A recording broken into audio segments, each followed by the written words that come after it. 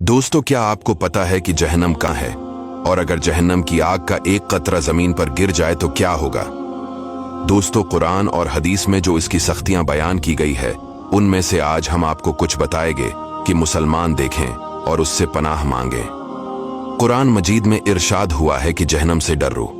दोस्तों, जहन्नम की आग 1000 बरस तक धौंकाई गई, यहां तक कि सर्ख हो गई, फिर 1000 बरस और यहां तक कि सफीद हो गए, फिर 1000 बरस और यहां तक कि सियाह हो गई। अब वो निरी सियाह है जिसमें रोशनी का नाम नहीं। जबराइल अलैहिस्सलाम ने नबी सल्लल्लाहु अलैहि वसल्लम से कसम खाकर अर्ज की कि अगर जहन्नम सवी के नाके के बराबर खोल दिया जाए तो तमाम जमीन वाले सब के सब इसकी गर्मी से मर जाएं, और कसम खाकर कहा कि अगर जहन्नम का कोई दारोगा अहले दुनिया पर जाहिर हो तो जमीन के रहने वाले सब उसकी हैबत से मर जाएं। दोज़ख की गहराई को अल्लाह ही जाने की कितनी गहरी है। हदीस में है कि अगर पत्थर जहन्नम के किनारे उसमें फेंकी जाए तो स्तर बरस में भी तह तक नहीं पहुंचेगी। दोस्तों, जहन्नम में बहुत सी वादियां हैं।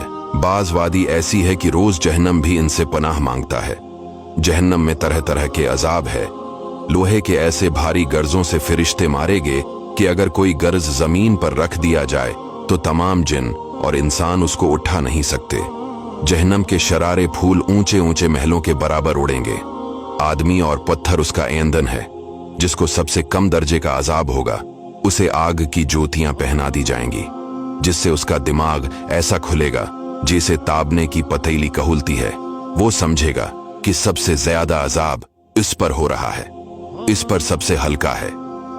किस कदर बड़े सांप की अगर एक मर्तबा काट ले तो इसका दर्द 1000 बरस तक रहे। जो पीप जहन्मियों के बदन से बहेगी वो पिलाई जाएगी, और अगर उसका एक कतरा दुनिया में बहा दिया जाए तो उसकी बदबू से सब मर जाएं। और अगर गले में जाकर फंदा डालेगा उसको उतारने के लिए पानी मांगेंगे, उनको वो खोलता पानी दिया जाएगा। सजियत के बाद जहन्नम के दारोगा मालिक अलैहिस्सलाम को पुकारेगे कि ए मालिक अलैहिस्सलाम, तेरा रब हमारा किस्सा तमाम कर दे। मालिक 1000 बरस तक जवाब न देंगे। 1000 बरस के बाद फरमाएंगे कि मुझसे क्या कहते हो? इससे कहो जिसकी नाफरमानी की है। 1000 बरस तक रब को इसकी रहमत के नामों से पिकारेंगे। वो 1000 बरस तक जवाब न देगा। इसके बाद फरमाएगा, दूर हो जाओ, जहन्नम में पड़े रहो, मुझसे बात न करो। इस वक्त कफ्फार खून के आंसू रोएंगे। रोने का खून और पीप इस कदर हो जाएगा अगर इसमें किश्तियां डाली जाए तो चलने लगे। फिर आखिर में कफ्फार के लिए ये होगा कि उसके कद बराबर आग के संदूक में उसे बंद करेंगे। फिर इसमें आग भड़काएं जाएंगी। फिर ये संदूक आग के दूसरे संदूक में रख दिया जाएगा और इन दोनों के दरमियान आग जलाई जाएगी। फिर इसी तरह उसको और एक संदूक में रख दिया जाएगा और आग का कफल लगा दिया जाएगा।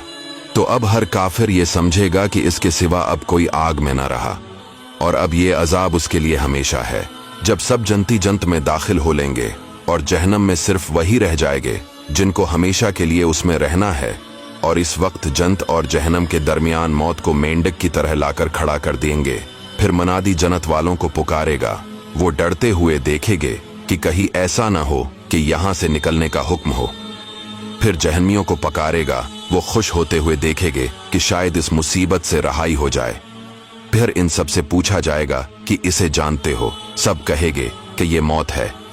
वो ज़बह कर दी जाएगी और कहेगा कि ए अहले जन्नत, अब हमेशगी है, अब मरना नहीं। इस वक्त जन्नतियों को खुशी ही खुशी और जहन्मियों के गम ही गम। दोस्तों, वीडियो को शेयर कीजिएगा।